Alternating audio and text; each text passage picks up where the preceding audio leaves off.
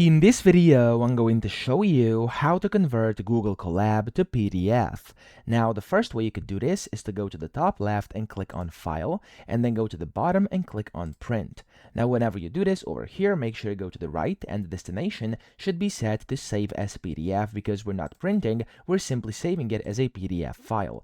Now, over here, you can see that's how the PDF is going to look like, and you can simply click on Save, and it's going to basically prompt you to select where you want to save this. I'm going to go to Downloads, click on Save, and there we go. I now have a PDF document which looks like this over here, and I've converted Google Colab to a PDF. So that's the first way to do it, okay? Of course, that's quite convenient, so if you want to use this, you can do so, but there's also one more way. So we can go to File, top left as well, go to Download, and download it as IPYNB, okay?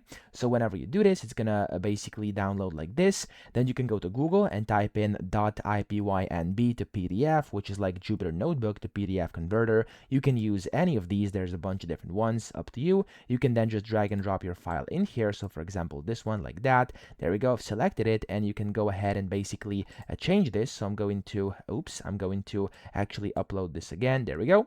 And then whenever that's selected, you can go down here and you can see, for example, over here, it's kind of the preview, and you can basically generate the PDF, and then there we go. You'll be able to save this one as well. Okay, so it's an alternative. It's up to you whichever you use. Of course, both are going to work, and you'll be able to convert your Google Colab to, of course, a PDF document. So that's how to do this. I hope this video helped you out. If it did, please subscribe to the channel and help me out as well.